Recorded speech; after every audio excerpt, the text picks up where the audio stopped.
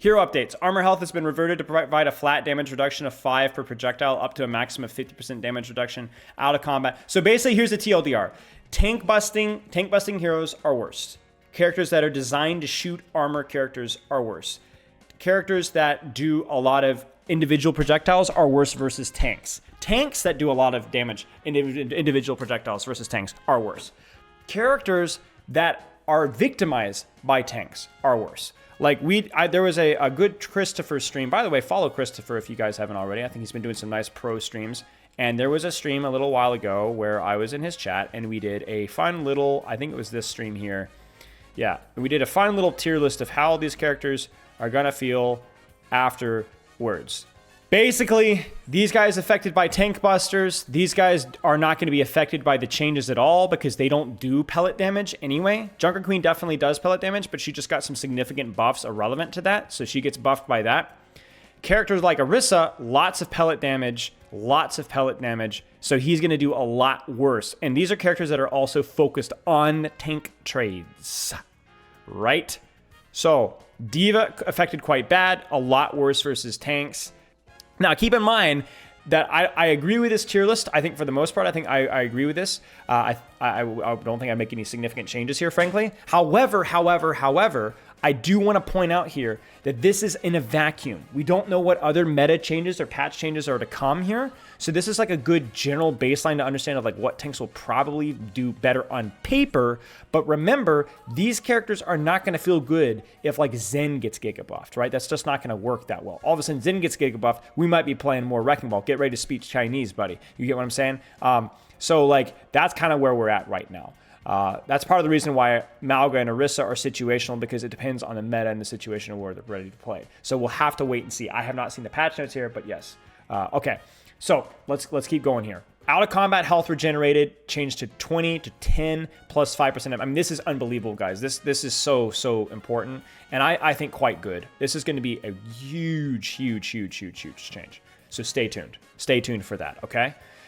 Tanks, we talked about that already in the previous discussion, but yes, basically TLDR, it's big and it's really good, and it's especially good for tanks that are either on their own, like Wrecking Ball or Doomfist taking flanks, or Winston even to an extent, or it's going to be really good for characters like Reinhardt that are going to be able to go in on deep pushes, hold shield, and during that shield, if your shield is getting damaged, you could be healing yourself at the same time. Remember, it's not out of combat. There's no such thing as out of combat. This isn't an MMO. It's not taking damage for 5 seconds. Whereas tanks that take consistent damage, don't go off on their own, this is going to be really bad. This is going to help a lot of the more mobile tanks, and tanks even like Reinhardt that can just hold shield. Okay, tanks now have 20% damage reduction against crit headshots damage. That was one other thing too. Like Orisa really relied off of being able to crit tanks. These guys were vulnerable to crits as well. Oh yeah, see, that was the other thing too. Is like how vulnerable are these guys to getting crit, right? Roadhog benefits from not getting crit. Malga benefits from not getting crit. But so did these guys as well. And these guys also were more reliant on critting you, right? Like they needed to crit the enemy tank. Like if you're playing Orisa and Malga, you need to crit the enemy tank. Ryan doesn't crit, Ryan doesn't give a frick. Winston doesn't crit, Winston doesn't get a frick. Junker Queen doesn't trade enough with the enemy tanks and so on. So it's just like little things like that, right? This, I don't love the knockback resistance. I will say that the knockback resistance puts booping, at least on paper, we'll have to go test it in game, almost to the point of being useless. Not useless, but like really bad.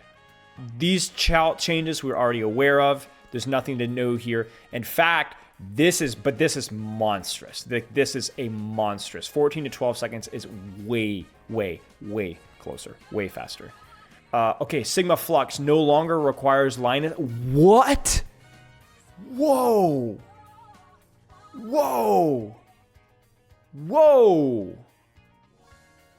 That is nuts.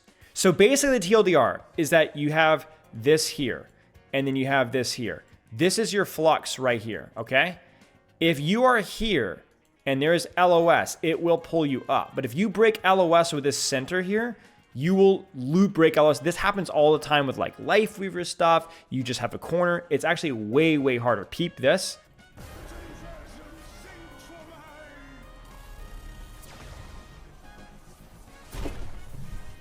That has to be a bug. That's a bug.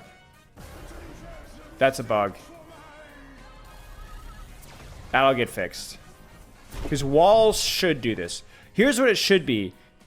It should, I don't know. I don't think it should be. I think it needs to be walls. It just shouldn't be. Oh man, it's tough. Yeah, this does open a big bag of worms. Because it by the letter of the law, it makes sense, right, guys? It makes sense.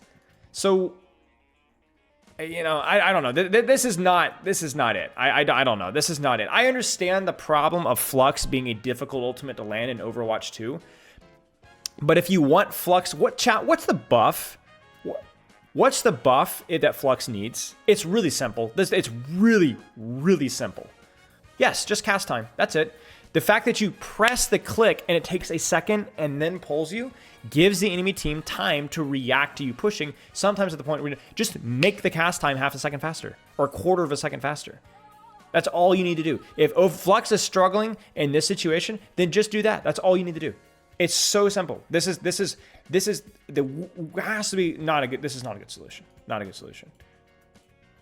The difference between this and Graviton Surge is Graviton Surge has a much, I mean, it's a ridiculous pull ratio, right? We're talking about this versus this, right? So it's the fact that I can pull you in through walls, this radius or diameter versus this radius or diameter. It's like apples to oranges. In addition to that, Graviton Surge requires LOS to actually do what it needs to be done.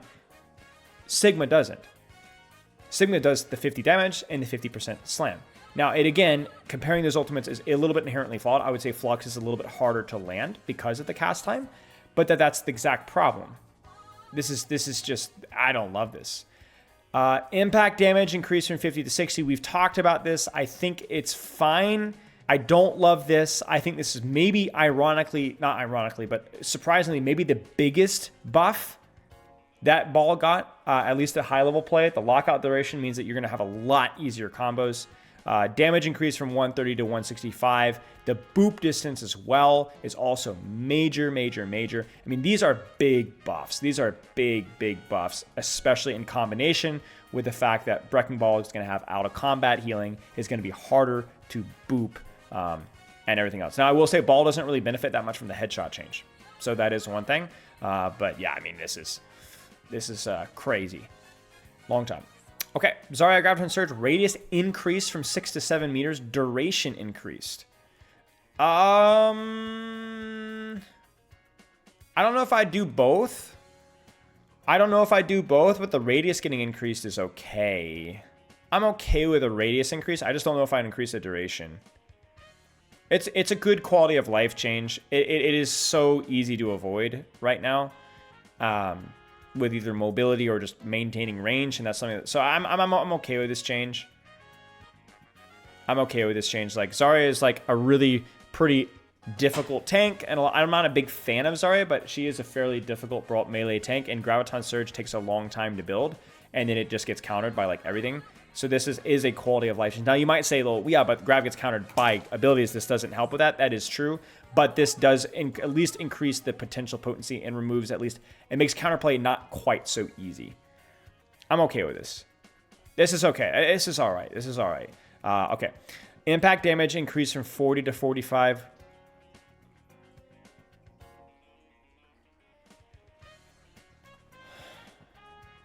What? Okay. Let me be very clear here. Let me be very clear. This is probably the change the character, quote unquote. Now wait a second, chat. What does mine do?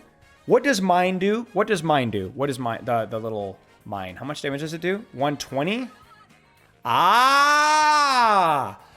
That's why. I was so confused. That's why it's 125. Okay, that's why. On what I do is a slow projectile speed is intended to draw back for its higher output. The Season 9 effective time moment, since it requires one more shot to secure annihilation, we're increasing damage on direct and to reduce to 2 direct hits for annihilation, which without making his combo with customized directed performance is much easier to execute. There you go. Yeah, I mean it's a little cancer, but it's reasonable. It's basically saying we don't want to give him his one shot back. So he doesn't one shot you. He doesn't do the one shot of like bam bam bam bam, which is the reason why that's more acceptable is because the mine is a lot easier to land. than the frag. So you actually have to, and it's also not done, you can't do it instantly either. You have to go boom, boom. You can't go boom, boom. So I agree, Junkrat is still a fundamentally flawed character. I don't disagree with you guys that I'm never going to be a huge fan of a Junkrat change. I agree with y'all. But this is the more reasonable change. If you're going to move Junkrat from out of prop, Junkrat might be the worst character in Overwatch as of now, as at least before this. So it could be worse. Echo, duplicate, ultimate gain multiplier while transforming increase from 4 to 4.5. That's fine. That's fine. I actually think that when they nerfed it, I actually felt like it was pretty reasonable that they should have. Honestly, I wasn't a huge fan of the nerf. Echo can be a little tricky, but I think this is more of a revert than anything else. Did they not? This was nerfed not long ago, right? I want to say 6-7 months ago. I swear. This used to be higher, recently.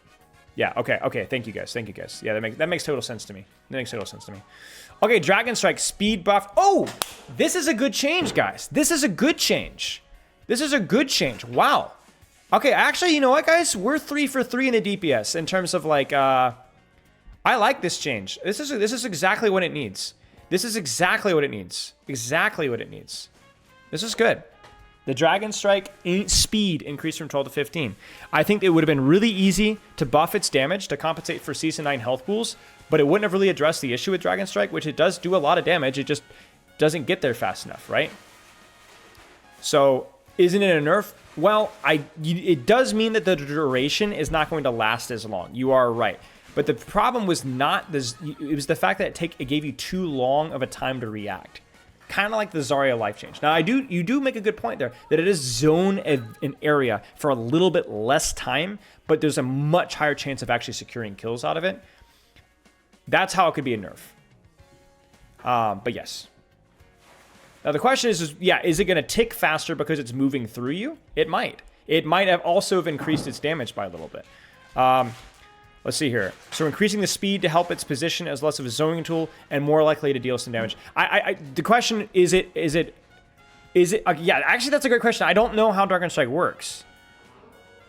Does it actually, now that it moves faster, does it do all the damage in a smaller period of time so the DPS is increased? Or is it just the same beam damage, but just it ends faster? It's just a DOT, bro, but you guys see what I'm saying. There is a length of Hanzo, and while you're being run along the length, then, no. Okay, Brig, rally. Now resets shield bash cooldown on application. Yeah, the problem is that their developer comment makes total sense if it wasn't for the fact that shield bash then ultimate, right? I know what you're saying. You're right. The shield bash damage is meaningless now. But then wouldn't the solution here be to buff shield bash damage to 60 instead? This one doesn't make as much sense to me. I don't think it's a big deal. Honestly, it's not that big of a deal. It's fine. But it does mean it basically changes out cooldown resets for just I'm not sure. This is one that you're gonna have to go in and try. There's definitely gonna be some situations where it opens up your ability to peel for yourself. Oh snap, I have to pop my rally because I need the shield bash now.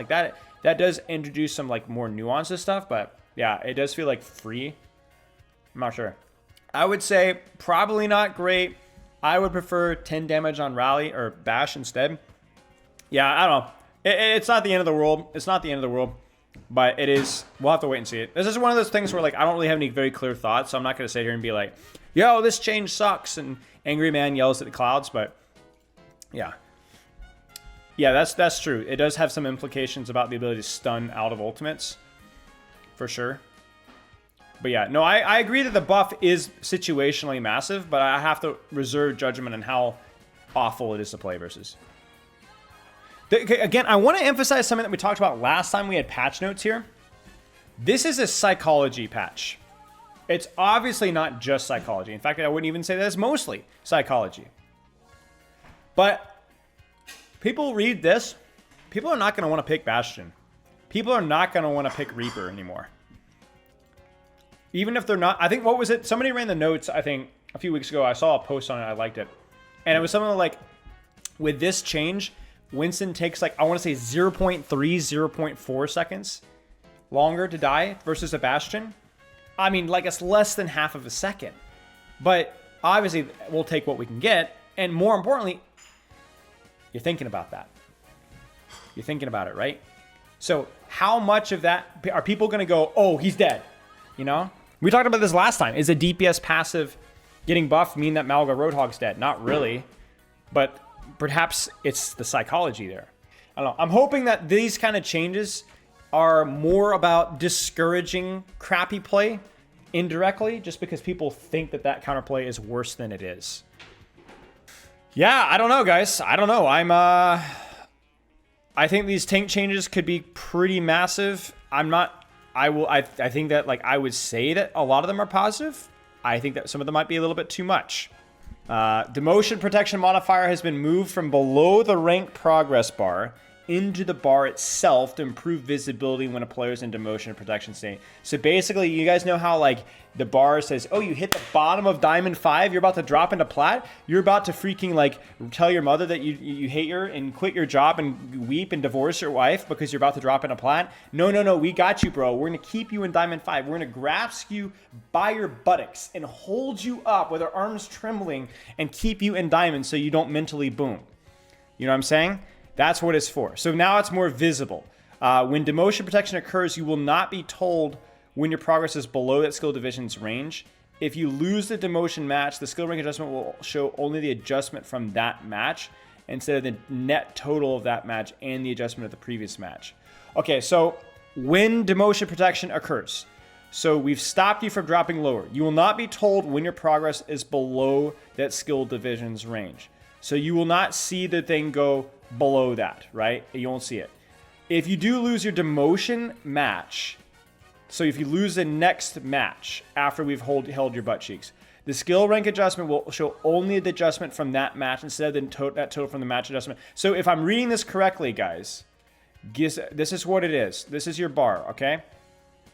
This is before, and this is after, okay? You are here, right here, okay? You just lost, actually, let's say you're here, okay? You just lost, like, you can't see before and after, good enough. You just lost your match. You brain dead bozo, friendless moron, back to Plat with you. Wait, just kidding, wrong color. We're gonna stop you from losing anymore. You lose your next match. Instead of you visually seeing this, all the way down here, I think it just shows you this, and just go ahead and shows you that you've already dropped to this section here, like you've already lost this section here, and just shows this. So even though this part is gone already, it doesn't show you losing that bar. It just immediately shows you. I might be totally wrong with this, but that's the impression I'm getting. It's literally all psychology to try and make it feel less bad. Yeah, it just looks a little bit different. So you don't see the bar go, you know, like, it's not like it just jumps ahead, if that makes sense. If that's not exactly what it does, that's approximately the idea of what it does. So yes. New pressure component. What? This rank modifier applies for players who are at the far ends of the overall skill distribution. So like low, low, high, high. Okay. For players who are very high ranked, like champion, this modifier will show when you don't earn as much progress from winning a match or drop progress from losing a match. For players who are very low ranked, this modifier will show when you earn more from winning a match or drop less progress after losing a match. Yeah, so basically very, very high ranked, very, very low ranked. This is how SR systems work, but now, again, there's a more visual modifier telling you this is why you're not getting much SR. It's because you're an extreme incident. We've talked about this in our ranked Myth Busted. This is normal. Otherwise, you could literally win infinite SR because higher ranked players have 55% win rates. So you could, if there was no pressure modifier, then you could literally get infinite SR, like literally infinite SR, and that makes no sense. That's not how any SR system or any rank system in any game, video or not, works in the world. So this is just, again, because people are dumb and they don't understand how this works. Well, when you say people are dumb, it's just not like, it's not always immediately obvious. And so, yeah. Climbing to the highest skill tiers like Grandmaster or Champion is not intended to be easy in overcoming pressure. Reach the top is no longer a hidden chance match. So basically, like, it takes a unique talent to be able to climb really high or drop really low. Like, you have to be exceptionally bad or exceptionally good. And so, like, having that pressure modifier, it tells you, basically. Grouping restrictions was updated to show the changes to grouping restrictions that were applied in a previous update. The grouping restrictions we applied are as following. Grandmaster can now group within 3 divisions to be considered a narrow group. So that's GM5 to GM2 or 3, I believe. and within 1 division and champion. When a player is currently on a loss streak, the matchmaker will try to avoid putting the player on a team that is statistically calculated to have a lower chance of winning. So basically, when you're on a loss streak, the matchmaker is going to try to avoid putting you into a match where you are 2950 SR versus 30. That is not a 3. Versus a 3000 SR team. Because this team is slightly favored, but this team is not. This is all psychological. This is not going to help you to rank up faster, because if you were put into this match and you won, you would get a, what is the modifier called? Uphill, right? You would get an uphill battle. And if you lost this match, you would get a, what was it, expected, so you wouldn't lose as much. It's literally just because getting on a loss streak and then getting into a couple of lobbies where you were not favored to win, even though you didn't lose that much SR and the overall number is about the same, it just feels worse. Consolation, right? So this is just basically padding to prevent the worst psychological scenario, where you're on a 9-game loss streak and then the matchmaker puts you into a game where you're not as expected to win. And it doesn't matter because it's like, oh, well, you won't lose as much SR, and if you do win, you'll get a huge reward. It's balanced, but it's not smart psychology, which I think this probably makes sense. The alternative way to look at it is if you're on a loss streak and it puts you in a 2950 versus 3000 game. What if you're on the 3000 team, right? Hi, there's me, there's me, raise my hand, but I'm frowning because I'm sad.